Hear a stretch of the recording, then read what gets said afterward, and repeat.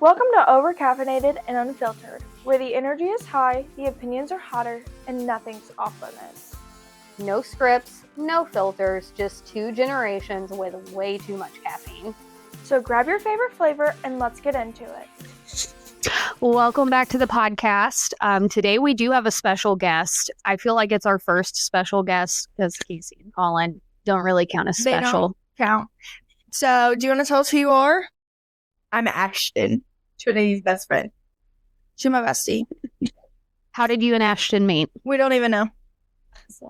We met at a salon, but as far as becoming friends, I don't feel like Oh. I don't think we became best friends until after the Christmas. Would you agree with that? yeah, I think around the Christmas party was whenever we started to get close. But then, after was whenever I would run away with you and Yeah, after. we'd leave and go do stuff. So that would have been the end of November, beginning of December. If it was after the Christmas party, no. It would have been. It was in December.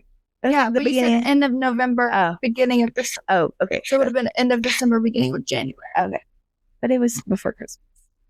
It was before Christmas, but in between. Okay, I'm not arguing. No, I'm not arguing. Oh my gosh, I'm trying to figure it out with you. I don't. You have to share your mic because I gave mine to Ashton. We'll just play musical chairs with microphones. Anyway, I was going to say Whenever that somebody wants to talk, we just steal it. Ashton, you can open your Alani. I open mine. By the way, Trinity, after, this is now our 8th week of this, and she still hasn't learned, and she already cracked it to open hers. Woo, that was loud. Whoa. Poor Ashton. You're really going to need to change that. Yeah, I'm really going to need to change. Take this before I get Unfiltered. Unfiltered. I'm not. It's fun. I'm not cutting that out. I'm not.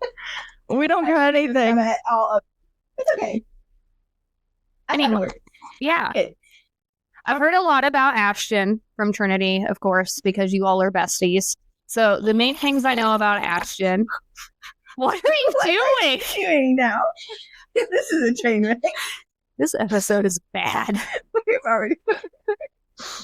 You okay? I'm running off 2 hours of sleep. Trinity shouldn't even be here. It's not safe for her to be driving today. She hasn't drove. That's good. She drove here. I saw Yeah, her she pull did in. drive here, but she hasn't drove up until that point. That's good. But I thought we would talk about Ashton's job. So she works at the salon, but she's not a stylist. We'll dive into that in a bit. And then Ashton and I have something in common, and that is that we're moms, but her job is a million times harder because she's a single mom. So I thought that those would be our 2 topics for the day. Sound good? Mm-hmm. All right.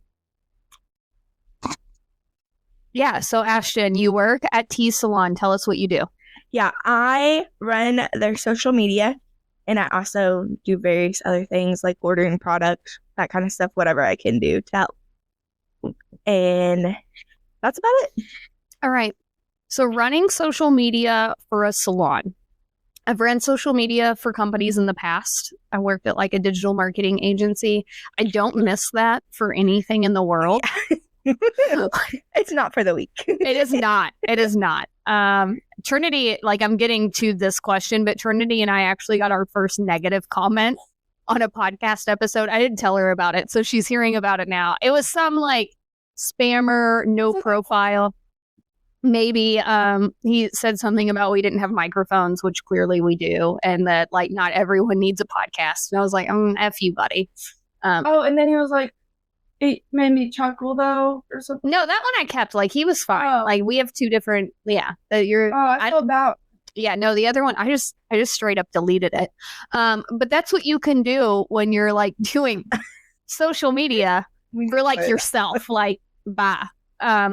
But you run social media for a legit business. Trinity and I are not a business. Yeah, but the podcast is not a business. So the way that I combat negative reviews is by I just delete them. Yeah. So how do you manage that? I haven't really encountered bad reviews. But if I did, I'd probably just delete them too, because I don't think that they deserve to be seen. Unless it's like, I don't know. Like a real complaint. Yeah, like a real complaint, then I'd probably leave it up. But if it's not going to leave it up. Yeah, like spammy stuff. Yeah, Like, get out no. of here. If it's a robot or something, no. Yeah. Or you're just being mean to be mean, like you have no idea. So for other people who like may not be obviously in the salon world, but they're like launching their own business, whether it's like a little boutique or like, I don't know, just some sort of small business, or they're running social media pages. What tips do you have for them to like help their content like get seen? Consistency. You need to be posting every day, multiple times a day to get your stuff out there, which I can say we've slacked on here recently. So we need to step up our game. It's because there's 14 of us in the salon now, and there's no hate to anybody here. It's just with 14 girls with 14 different schedules, and all of them are like in different stages of life, like moms, grandparents, people who are getting married and just now having babies, people who are engaged, people who are in young and committed relationships. It's just hard for us to do, instead of individual content on the salon page, like a team content on the page, because it's so hard to get everybody's schedules to line up. So I feel like that's why we slack the most, just because it's hard getting 14 girls with 14 different schedules to be there in one day and have 5 minutes to do something. So, Ashton, when you're sharing content, like from like, if Trinity's done color on somebody and you share it from the salon, like, is it Trinity's responsibility to get you those photos, or is it part of your job to like be friends with all of them and follow their pages and like steal it from them? I try to be on top of that. Like if they post something, then I normally see it. And if I don't, I'll go searching, like, have they posted anything recently? Because I know the girls that post regularly.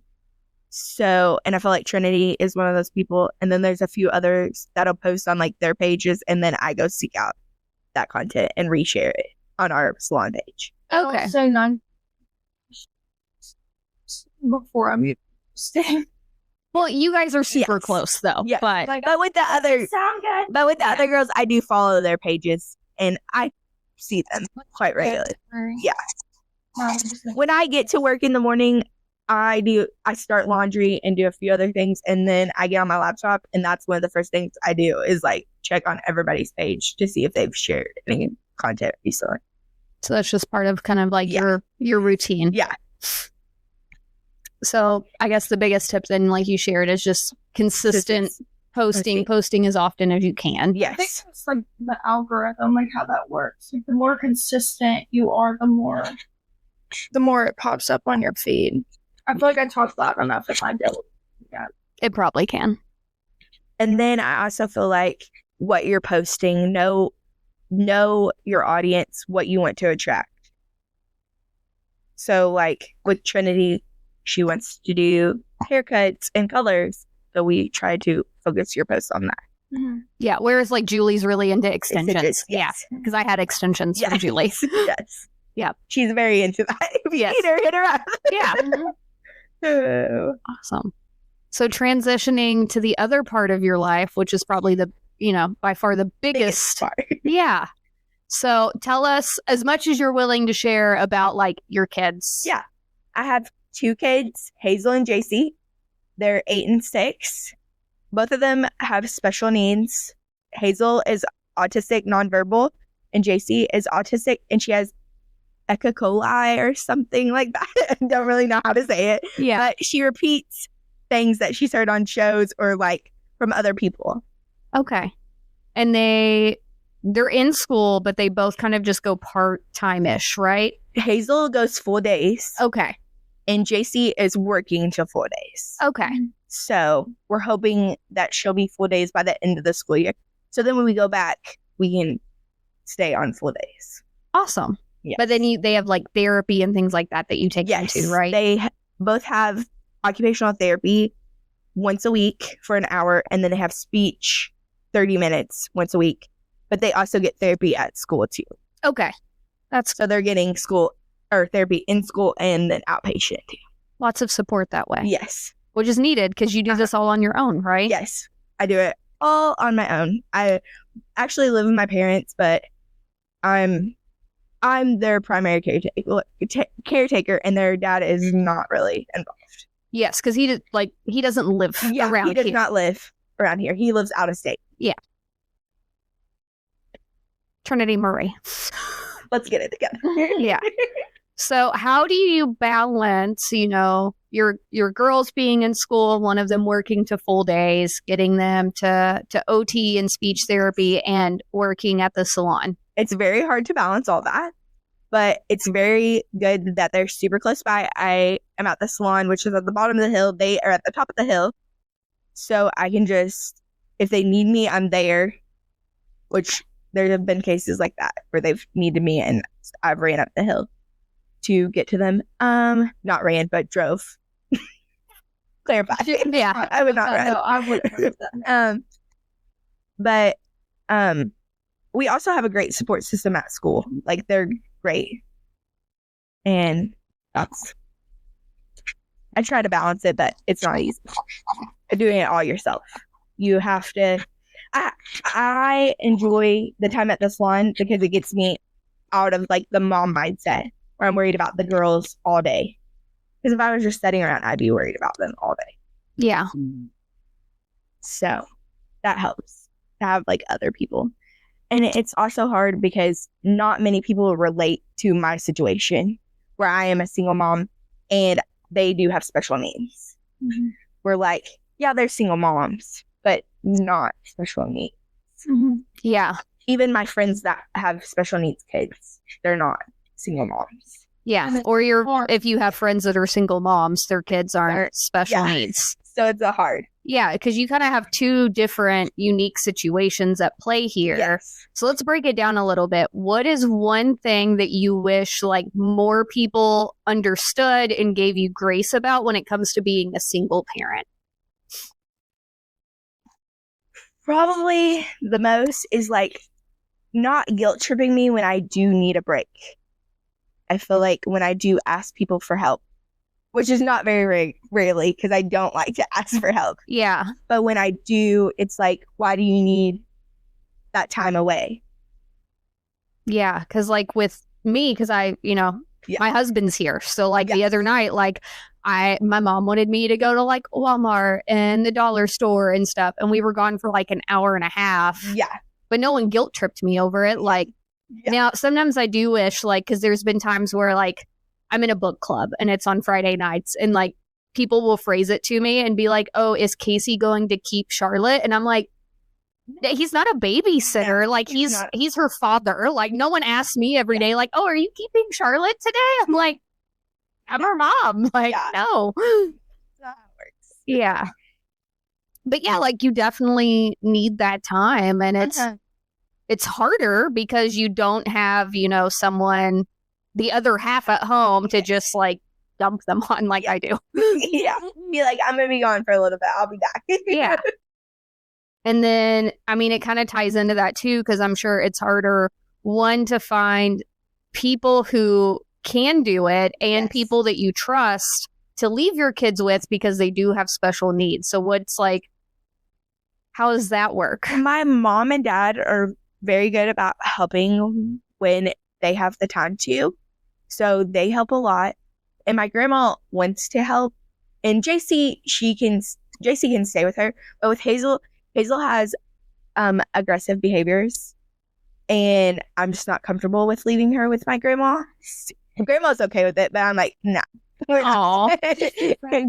not doing that. Yeah. Because I'm like, Grandma, if she hurts you, then like I would feel really bad. I feel guilty. So, but most of the time I try to split them up. Like JC will go to my grandma's, and then my mom and dad will keep Hazel. Oh, okay. So, but then it's not all on one person. Yeah. Whatever. Yeah. Let's see here. What else? So having children with special needs, whether it's like just you parenting them, taking them out in public, the schools, like them getting involved in things, what's something that you wish people understood better or that they like didn't do or maybe that they did do? Probably when one of my kids is having a meltdown or having behaviors, don't stand there and stare at us, please.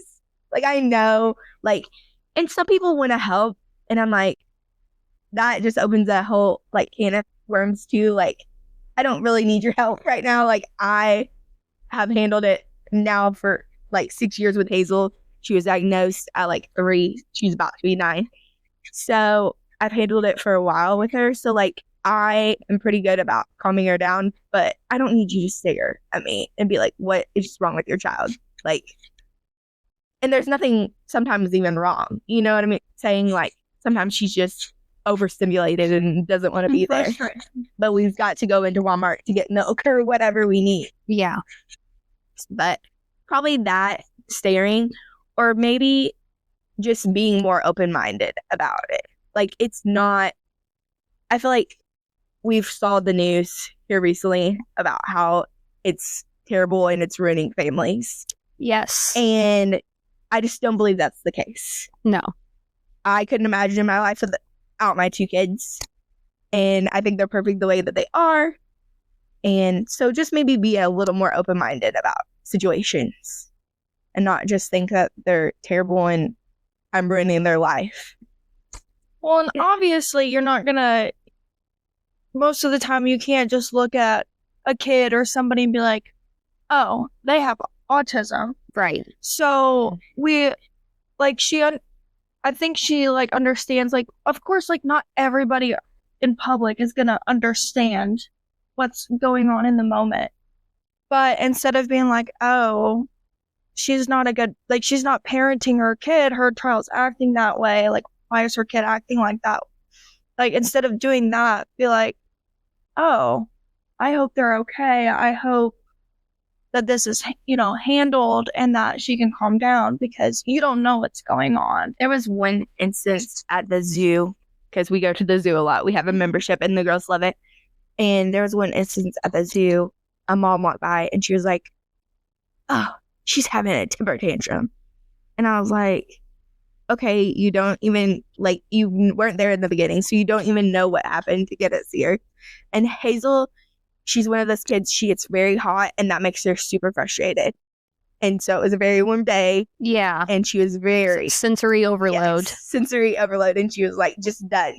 And, like, even then, like, I know that she's older, but, like, my daughter's 5, and, like, my daughter is like neurotypical. Yes. Like, she doesn't have autism. She might have ADHD. My stepson has ADHD and I can see almost little signs of it in Charlotte.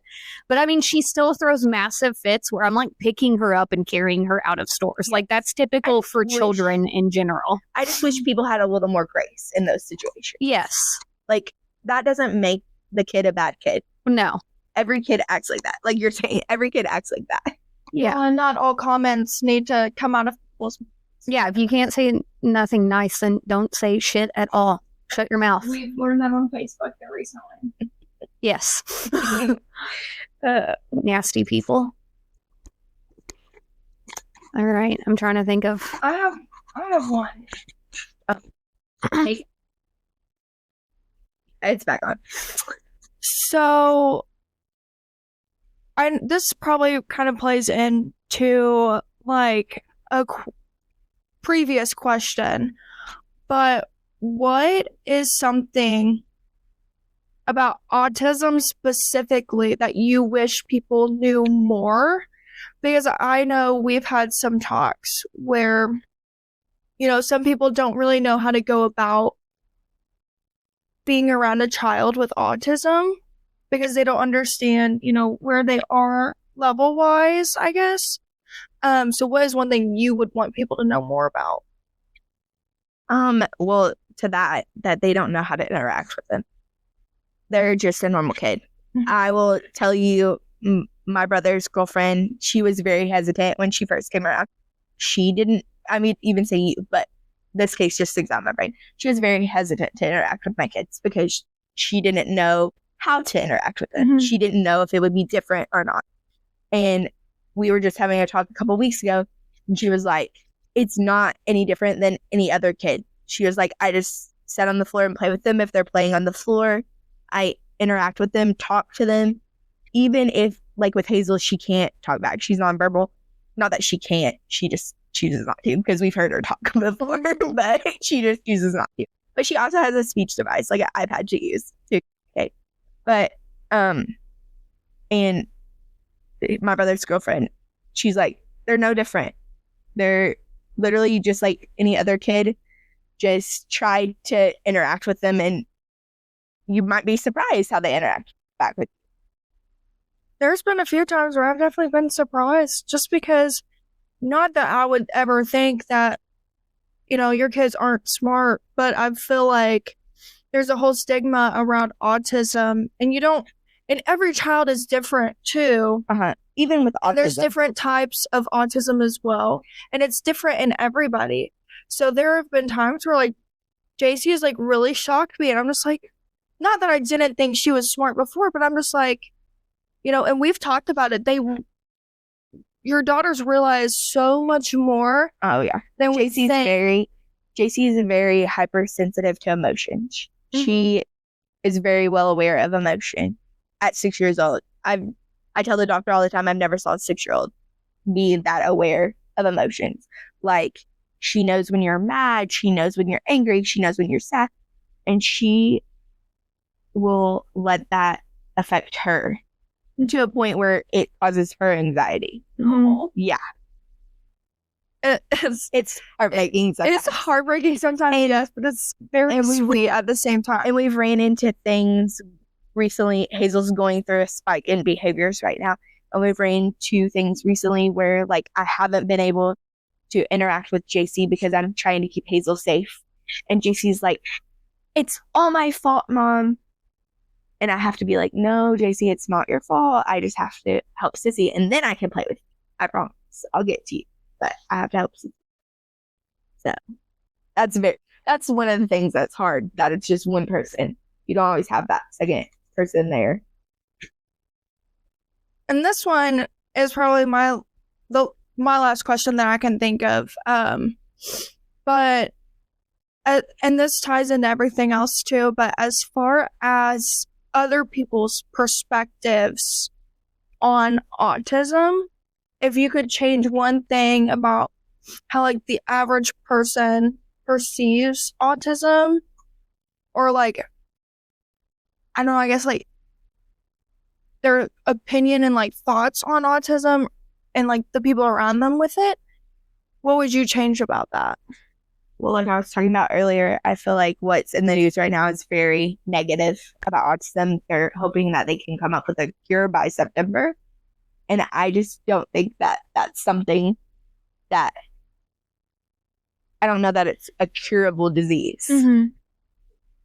Being neurodiverse is not a bad thing. I guess I would tell people, not a bad thing. No, it's not. I'll tell you a funny story about Hazel. Hazel is nonverbal, but last night she was watching Sophia the First. She loves Sophia the First. And there's an episode where they decorate a flower carriage. Like, they put flowers on it. She went and got her carriage, and then remembered that it's like a little flower set that you can make flowers out of from Walmart. And she went and got it, and she wanted me to tape them to her carriage. Because to make her own flower carriage. Sophia. She was like, here, Mom, like, do this.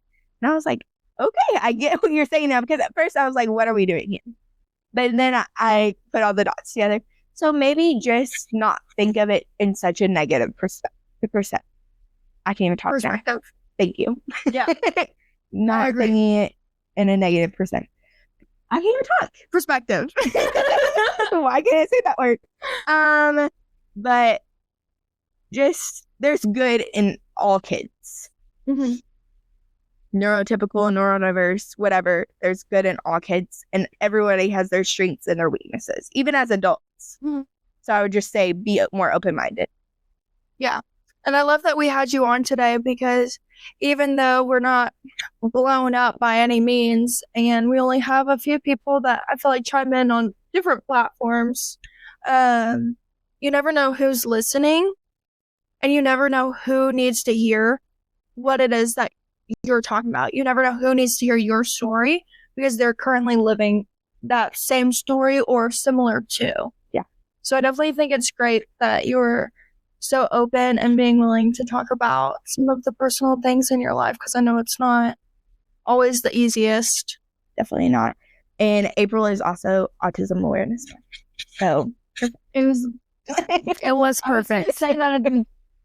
And I know that like going through health struggles with your kids can sometimes be more of a private thing. Like we deal with that. It's something that I haven't spoke on the podcast, and I won't because my children are older. So I have to like kind of, they're becoming their own people yes. in that sense. So like, I know I touched on that Charlie's ADHD. He will tell people that like he's comfortable with that, but there's some other things that like, it's not my story to share. Exactly.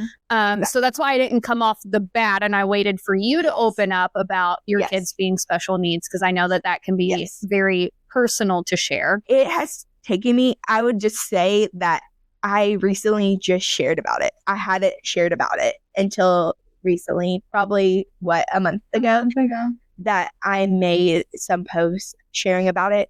Because I feel like the people close to me knew, but not outside of my very close circle knew. And I just thought with Autism Awareness Month, it was best to get it out there. And I just want to bring more awareness with everything in the news. Like, I don't want people to think that it's such a bad thing, like they're making it out to be. Because it's really not. Well, I appreciate you coming on. Thank you for having sharing. I think this has been like my favorite episode we've done, because it's not just stupid shit about me and Trinity talking. And this is on a... It is. It's the deepest I've gotten. Spilt my Alani all over me. It's already dry and it's clear. You can't tell. Okay. It's like it never happened. But we do need to ask. So I had tried. Now we're going to get into the stupid bullshit that Trinity and I talk about every week. Our obsession with Alani now. So we tried a watermelon wave, which I tried it over the weekend because I found it at Buc-ee's. Yay, Buc-ee's. Shameless plug for Buc-ee's. I feel like it tastes like the watermelon Sour Patch Kids. Ashton, what are your thoughts? Yes, I agree. And those are some of my favorite. So you're a fan? Yes, I'm a fan. Yeah. I'm a fan. This might be one of my new favorite flavors. Maybe, one of my top favorites. Okay. Trinity's thoughts? Sorry. So normally, I am not an artificial watermelon girl. And I'm the same way about like strawberry and grape too. Grape specifically. Yeah, grape soda is get out of here. Because it tastes almost like cough syrup, and it's just so thick and just so fake tasting. So normally I always try and stay away from like watermelon drinks because I feel like that's how they always turn out. But no, this was really good. I do enjoy it. It's probably close to the top right now, but I think like my favorites are strawberry sunrise. The sherbet swirl would probably be second. She was supposed to bring me that one and she forgot. Listen, I'm running off sleep. She bought 6 of them the other day, so she has plenty. Yeah, you want to know who funds the Alani on every episode over here? Me and my Costco membership. Trinity can't even bring me one. This is now 8 Alanis. Just in the podcast, when she spent the night at my mother's house to dog sit, guess who left her a gift of Alani? Me. And I heard about that. And you popped the top before it was even time to pop the top. What is getting bullied? This is what you get for having your friend on the podcast. You'll never invite me back. Yeah, see, the easy way to solve this is not have friends. Like, I don't have friends to have on the podcast. I'm joking. Maybe we'll have Tabby on the podcast sometime. We can talk about all the poor decisions we made as teenagers. No. Wow. No, I love Tabby. Okay. Do we want to spur the moment? I haven't thought of anything, but I will try. Do our Are We Obsessed or Over It segment with all 3 of us. Okay. Who's got one? I'll think of one now. Oh, ding, ding, ding, ding, ding. Okay, Trinity's got one. I love the ding, ding, ding, ding. Yeah.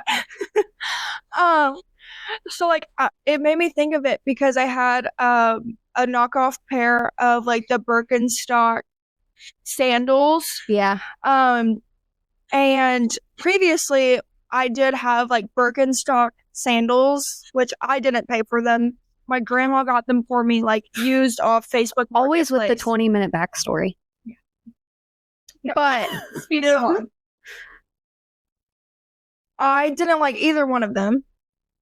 But are we over like the real like name brand stuff? Or are we all finally transitioning into just settling for like good dupes or just Yeah. So are we over or obsessed with name brands? Yeah, Okay.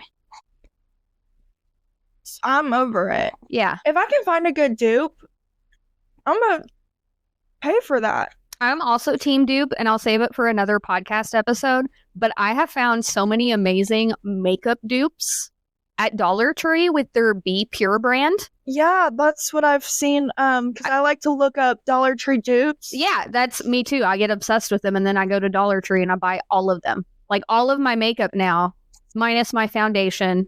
Shout out to Ageless Agape. But yeah, I'm all for all the dupes. Give me all the dupes. I'm all for the dupes too, over the name brand. I'm gonna say I wasn't trying to stereotype, but I was like, you're a single mom. You're team dupe. I know you are. I'm like, I'm a mom. Like, kids are expensive. Kids are so expensive. Unfiltered. Well, I just This keep is it real. Unfiltered. The speech device that my daughter uses to communicate, $13,000. It's just an iPad. It's just an iPad with a program. Oh my gosh. So $13,000. I'll have to connect you with her on Instagram. I'll make it super short. Yeah. Story. So I have a friend named Sam. We met online because we both used to have mixed fitness bikes before they got bought by Beachbody. Yeah. And then we hated them. So we all switched to Team Peloton.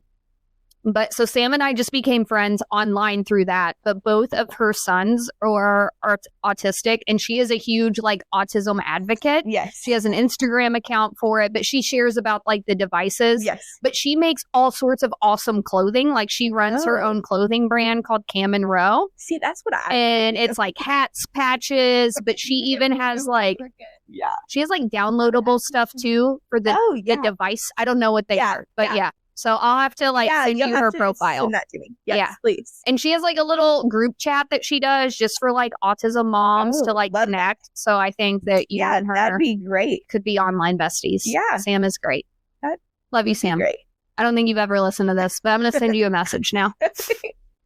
All I right. don't know you, Sam, but love you. Yeah. Anybody else? Do you have a... I don't have one. I don't know. I did mine. I know you We're did. putting the pressure on. I know. I'm trying to think. Over it or obsessed?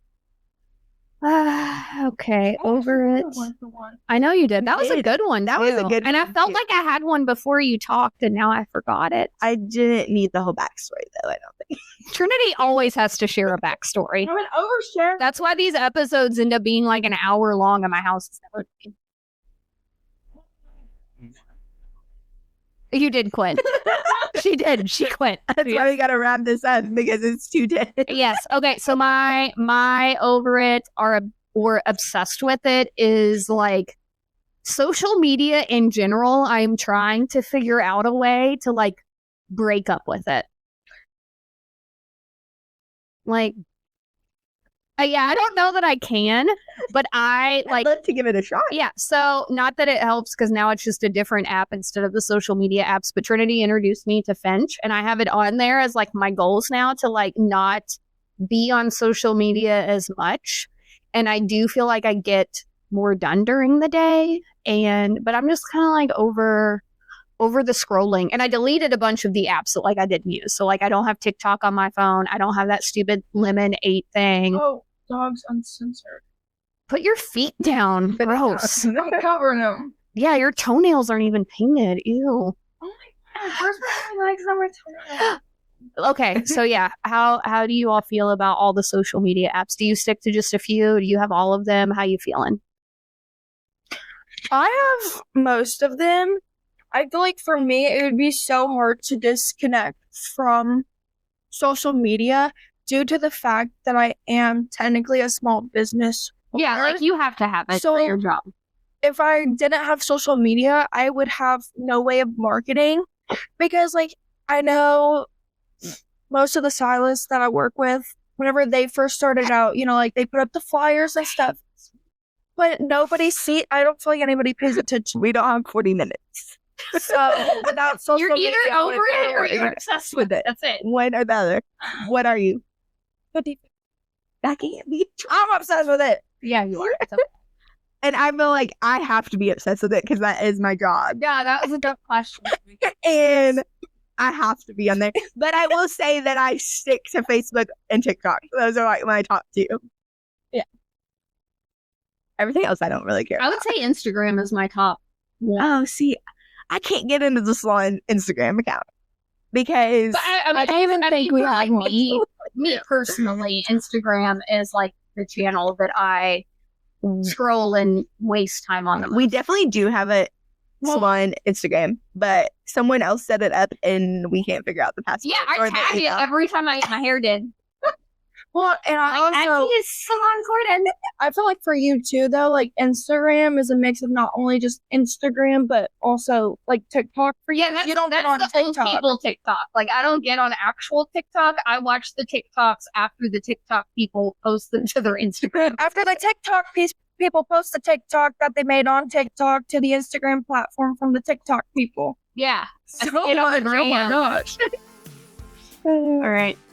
All right, guys. So I'm gonna cut Amber off because she won't stop yapping, and she's just been dragging this whole podcast along this whole time. So that's gonna be it for today. I'm gonna steal her line. So stay tuned for next week. We don't have a plan yet, Of but course, we never have a plan. if you guys have any ideas or anything, you know, always feel free to comment below. You can send us an email or you can DM us on our Instagram account, which is rqocu.podcast on Instagram.